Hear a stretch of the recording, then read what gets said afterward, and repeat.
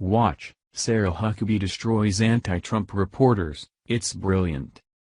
President Donald Trump is championing tax reform that would stimulate the economy and provide families of all income levels much-needed relief.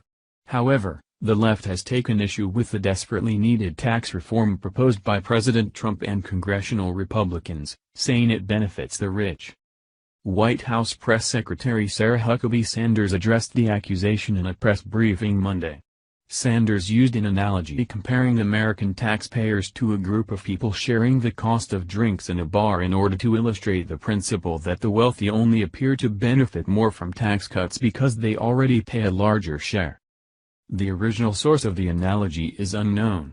As Business Insider notes, an alternative version that takes place in a restaurant instead of a bar was published in a March 2001 edition of the Chicago Tribune.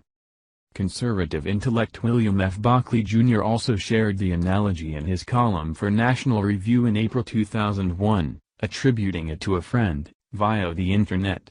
The version of the story most similar to the one read by Ms. Sanders is one published by Independent Journal Review in 2014.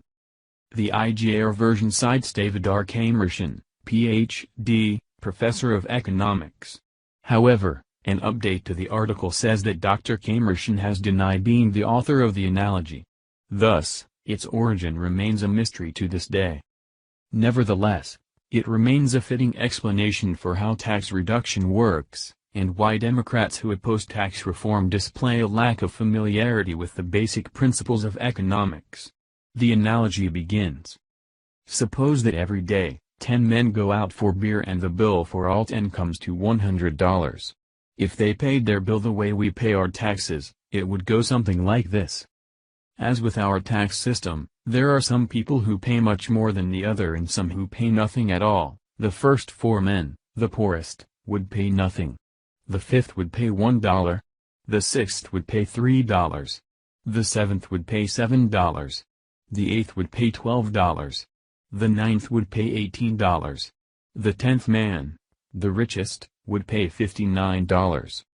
Eventually, the bar owner lowered the men's bill from $100 to $80, and recommended they reduce each person's share by income. The poorer members of the group receive a bigger reduction. Thus, the 5th man, like the first 4, now paid nothing, 100% savings. The 6th now paid $2 instead of $3, 33% savings.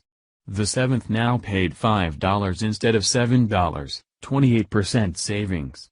The 8th now paid $9 instead of $12, 25% savings.